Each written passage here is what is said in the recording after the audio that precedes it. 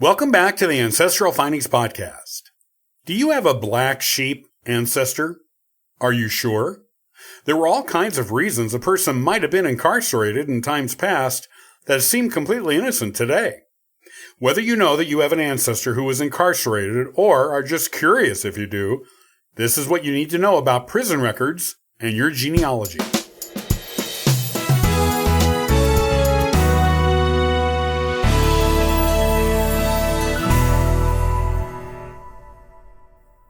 Do you have any black sheep ancestors?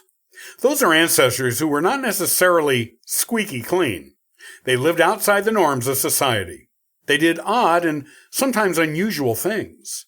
Sometimes those people were looked upon as strange or eccentric. Sometimes people just smiled and shook their heads at the antics of these ancestors. Sometimes they told other people, especially children, to stay away from them, lest they would be swayed and negatively influenced by these blatant and unashamed nonconformists. Sometimes this nonconformity even equaled criminality, depending on the time and place in which a particular ancestor lived. Are you sure you don't have any black sheep ancestors? You might be surprised. While the things that are commonly considered crimes today have pretty much always been considered crimes, there were times and places in the world where seemingly innocent things today might get a person thrown in jail. If this happened, it might be big news in the community or family at the time. A family with a jailed relative often kept a low profile for a while.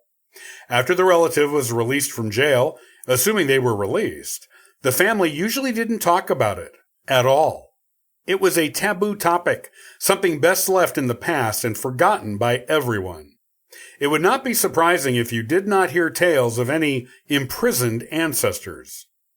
Whether you know for sure that you had one or more imprisoned ancestors, or are just curious as to whether you did, you can look more into their lives before, during, and sometimes after jail. What you need to discover this information is prison records. This is what you need to know about them, where to find them, how to use them, and more. This article will also tell you what information you may find in those records and how those records can sometimes point you to other records on that ancestor in different places. Looking for old prison records. If you aren't sure whether you have an ancestor who was imprisoned at any point in American history, you can always go over to Ancestry.com and type names into their prison records database. This is called U.S. Penitentiary Records, 1875 to 1963. It comprises prison records from all of the states. Give it a try. You might be surprised at who you find there. Even a brief stint in the clink for a minor infraction may be recorded there and give you a look into a side of your ancestor's life you and maybe the rest of your current contemporary family never knew. It certainly makes for interesting and spicy additions to a family tree. If you know for sure that an ancestor was in jail for a time and want to know more about that experience for your ancestor, as well as about that ancestor themselves, you can start your search on Ancestry.com to find out where the original record is kept. You can still find out a lot on Ancestry.com, even scanned copies of original records. But it is always better to get the original record if you can. Sometimes the original record has additional information on it that was left off of the scanned version. Records that are more than a century and a half old are usually kept at state archives in the state where the prison was located. Sometimes you might find county jail records at the archives for the particular county.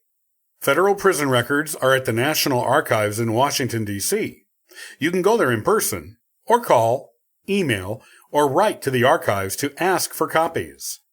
Sometimes they will send them to you for free, and sometimes for a nominal copy fee. If you are looking for newer prison records, those will probably be kept at the state or county Department of Corrections or at the prison itself. Some prisons, like Alcatraz, are famous and have their own on-site archives, whether or not they are still in use as prisons, or have been converted to museums. Prisons with their own archives will usually have on-site staff to assist you in your search of their records. If it was an incarceration that was a few generations ago, You might be able to get the records pretty easily, sometimes just by asking. If the incarceration was a more recent one, such as within your lifetime or the lifetime of your parents, you might have to prove your relationship to the prisoner to get the records, and only then if the prisoner has crossed over to the other side. Otherwise, the records would be considered confidential in most states. Florida is a notable exception for living former inmates. If you need to prove your relationship to obtain the records you desire for your genealogy research, you will usually be able to do so by presenting birth, death, and marriage certificates that show your relationship to the former prisoner, as well as their crossed-over status. Occasionally, you may need to obtain a court order from a judge to obtain prison records. This is usually in cases where the prisoner is still alive but not able or competent to request such records on their own, or if there is a living victim of the former incarcerated person whose privacy needs to be protected. You might still be able to obtain the record with a court order in these cases, but if someone closely associated with the case is still in this life, you might be required to wait until more time has passed in order to obtain the records. It may take some time, effort, and deep researching to obtain the prison records you need or want for your genealogy research, but it's worth it. These records can tell you a wealth of information on this particular ancestor and their immediate family and friends. You can often get a physical description of them, sometimes a photo, a record of their behavior while in prison, which relatives and friends came to visit them, and possibly even where they went after they were released. This information can tell you so much about that particular ancestor and can open doors to new avenues of research about them for you to follow.